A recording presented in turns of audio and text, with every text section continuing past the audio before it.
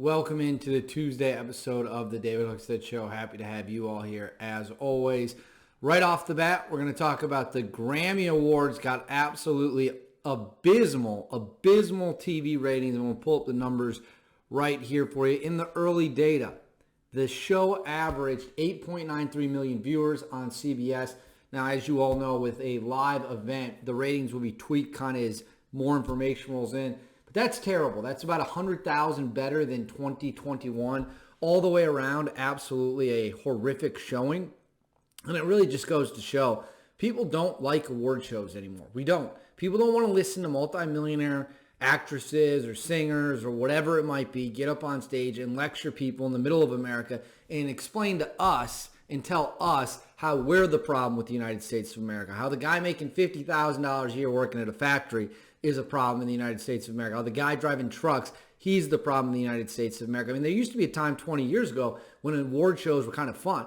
You know, they were like an entertainment type setting, you know, whether it was the Oscars, the Grammys, the Golden Globes, whatever it might be, it was meant to be funny.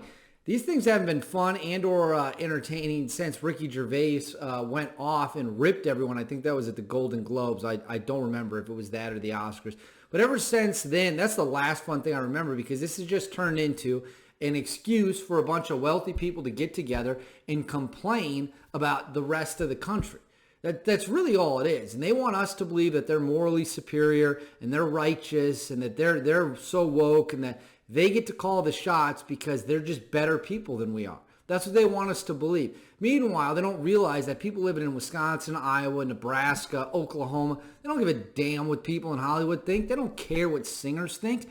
And unfortunately, we're now at a place where everything is so fractured and so partisan and so politicized that even award shows have to be turned into opportunities for people to give asinine speeches, shove their views down their throats. Look, I don't care what your views are. You're here to entertain. You're a paid entertainer. You're paid to bring us essentially joy and happiness, give us a product we enjoy listening to. And instead, what it's turned into is a nonstop bitch fest so that, again, multimillionaires can lecture the rest of the country about how awful we are. And people stop watching. And when people stop watching, the ad revenues go way down. These events are going to start losing money. The networks are going to start losing money. And then perhaps they'll go back to what people want, which is to watch something entertaining. For some reason, my eye fucking hurts. So anyways, I wish I could say I'm surprised that the Grammys got such horrific ratings. But the truth of the matter is I'm not surprised at all. All right, next. Now, there's a video that's going around. Okay, there's a video going around that appears to show O.J. Simpson in bed, and then he's woken up by a group of women. Now, it's a viral video. You can watch it on Twitter. You can watch it on dailycaller.com.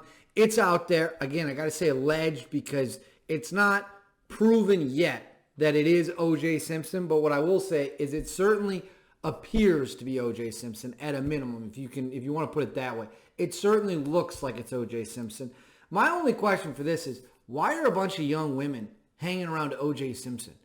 Why are a bunch of young ladies in the same area as the former Buffalo Bills running back? That, to me, I got a lot of questions. I mean, what setting brings O.J. Simpson, who's in his 70s, I believe, and women who appear to be in their early 20s together?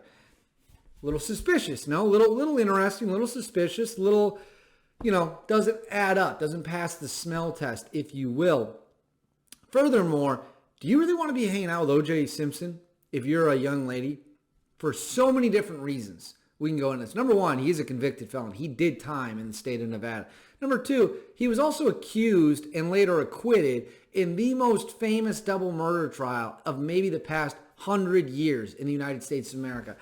I don't know if that's the guy you want to be spending your time with as a young woman. Again, just my opinion. Maybe he's a great guy. Hey, if O.J. Simpson wants to come on the David Hookstead Show, there is a spot reserved for him at all times. He's welcome whenever he wants. If I was a 22-year-old woman, though, I don't know if O.J. Simpson would be the guy I'd want to spend my time with. It's just, I'll leave it at that. We don't want to open a can of worms here, but think long and hard about how much time you want to spend with the acquitted O.J. Simpson. The acquitted, he's got to find the real killers. How is he supposed to find the real killers of his ex-wife if he's spending time with all these women. That's obviously the real killers are just going to be on the loose. Like he said, he can't even go to Los Angeles anymore because he's worried he might bump into the real killers. I mean, that's got to be a tough life. He's constantly hunting for the people that actually murdered his ex-wife. Can't go to a city because he might run into the people who did it. It's just, you almost got to feel bad for the Juice. Finally, Peyton Manning's nephew, Arch Manning, who's the number one QB recruit in the country right now, is favored to go to Alabama slightly, according to On3, which is a recruiting college football website, if you will. If he teams up with Nick Saban, I don't think it's an exaggeration or an overstatement to say that Arch Manning teaming up with Saban in Tuscaloosa would be the biggest news in college football in decades. It'd be huge. You got to remember, the Mannings are football royalty at the NFL and the college level. So you're going to take the next great Manning, you're going to team him up with the greatest football coaches ever lived, won 7 national titles, and that's going to set the world on fire. And not only that, Bryce Young is going to the NFL after this season. They're going to be looking for a new quarterback. Can Arch Manning step in as a true freshman and play in the SEC? That's a tough ask. That's a very tough ask, but he's also a generational talent. I mean, just absurdly talented. So I hope it happens. I truly hope Arch Manning goes to Alabama just because it's not really going to matter to me what happens. I'm not an SEC guy. I'm a Big Ten Wisconsin guy, as you can see behind me. But watching the world collapse because Arch Manning is playing with Nick Saban would be absolutely incredible. Anyways, that's all we have for the Tuesday episode of the David Hookstead Show. Tune in Wednesday for an all-new one, and I'll catch you then.